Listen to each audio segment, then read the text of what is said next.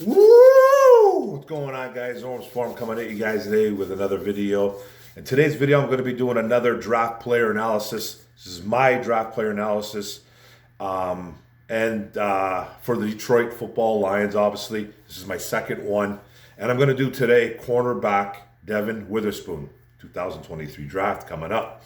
One of the top corners in this draft. Now, you guys know how I'm doing this now. This is not my choice, okay? This is not really my choice.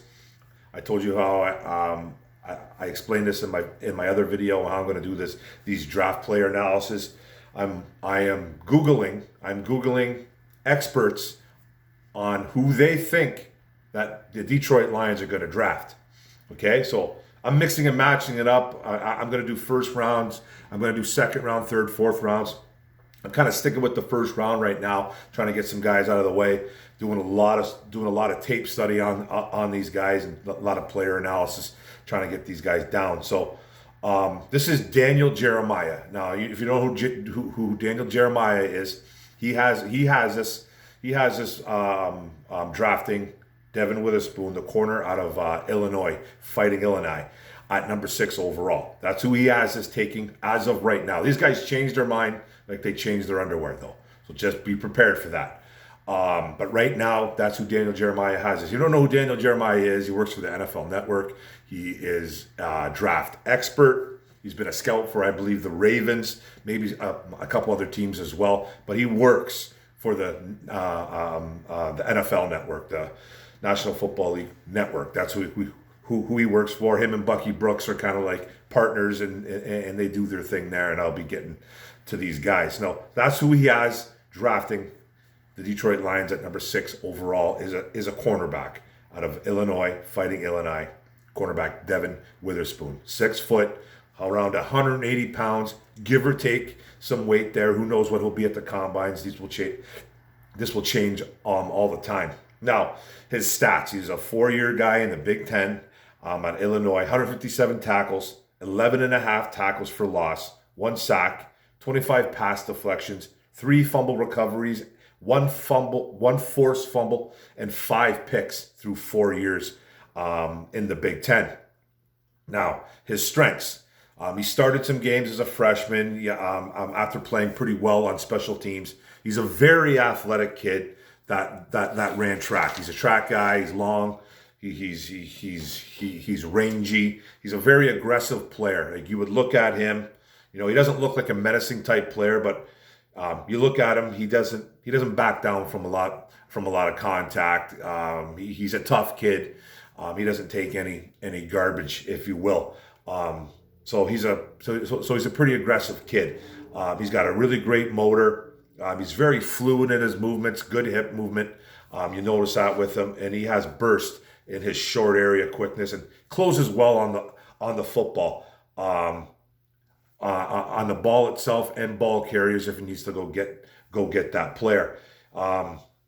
He's a guy that will stay on the hips of a wide receiver. He doesn't really he doesn't let himself get separated from the wide receiver. Doesn't cause a lot of separation there. He closes in on guys. He's got his hand on his hips. He's a pretty good corner in that aspect. From what I really noticed, you know what I mean? And he's a fast kid as well, you know, referencing to his track days. He gets to the opposite side of the football field if he needs to, because, you know, he's got that track quickness. And he loves to hit. He's a guy that really brought it out this year. And in 2022, he'll bring the big hit. He'll bring the big hit, and he kind of did that in 2022. He brought the wood a little bit, brought that lumber, and he started throwing his weight around a little bit. You know, not a big guy, but he started throwing as much weight as he could around. He's a little bit like a heat-seeking missile. No, those are his strengths. He has some weaknesses, negatives. You know what I mean? I personally think he needs to get a little bit bigger. You've seen him kind of, you know, you go to a couple different sites and you'll notice that he ranges from 170 to 180. So I got to put him at 180 right there. He could get a little bit bigger for the combine, for the draft, whatever he needs to do. I think he needs to get a little bit bigger. That's just my opinion. Maybe put on 5-10 pounds. But I think he's going to need to do that in order maybe to get a little bit more noticed. So he is a gambler as well too. So he tends to over pursue a lot of plays. He's like I said, he's aggressive, and you love the aggressiveness, but sometimes he'll get too aggressive and he'll misdiagnose a play, take himself completely out of that play, and allow the wide receiver or wherever he's covering to get big yardage. I think he needs to work on his not grabbing the wide receivers as well. Some of the tape that I watched on him, he does a lot of hand fighting and he does a lot of grabbing. He's been called for quite a few penalties at the college level. That's just being aggressive too, but that's too many penalties, and you have to really keep an eye on that stuff. And he needs to be a little bit better at the grabbing, or try to hide that as much as he can. And not many interceptions at the college level. That doesn't mean that he's a bad football player. I don't think this kid's a bad football player, but he doesn't have a lot of picks. So I'm not going to call the kid a playmaker. I'm not going to really call him a playmaker. That doesn't mean he can't make plays. It's just, I know, not a lot of picks. He did get better, though, in the last 2 years at pass deflections. He started more, obviously. He started a little bit as a freshman, I said, and then his 2020 year, he kind of, he was never on the sidelines. He was a full-time starter for the next 3 years. But he got much better at the pass deflections, especially his last 2 years. But he doesn't have a lot of interceptions to his game. That doesn't mean he can't cover. It just means that he's not necessarily a playmaker. And I'm not really too sure. You watch this kid, and I've always been a guy that I've always said, I don't really care what school you go to. I don't really care what school you go to, as long as you can play ball. But he hasn't gone up against a lot of, true wide receiver ones at the college level. Again, that doesn't mean he can't play the position. Look at Kirby Joseph, man. Went to the same school, drafted him in the 3rd round. He was making plays as a safety for the Detroit Lions. You see this guy, though, I don't really know if he's going to be an inside guy, or like a nickel, or I don't know if he's going to be an outside guy. He's versatile there. He can play both.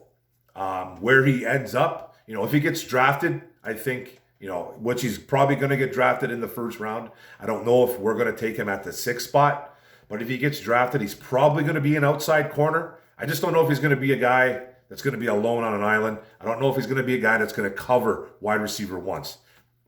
He's probably going to have to be that guy, drafted that high. They're going to expect him to be that guy, but I think it's going to take a little bit of time. Now, he could be an inside, could be a nickel guy, could be an outside guy. Time will tell. Who knows? I think it all depends on scheme, what he has around him, all that jazz.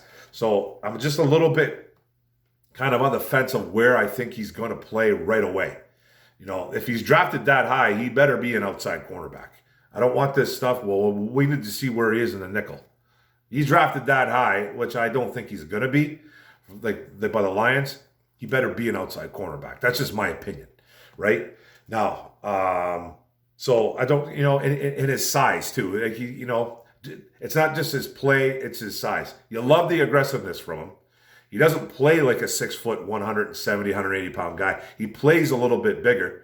He brings the wood. He's aggressive. He doesn't back down from any type of wide receiver. But he is a smaller guy. He's got the like the height and the length and the range, but the weight kind of concerns me.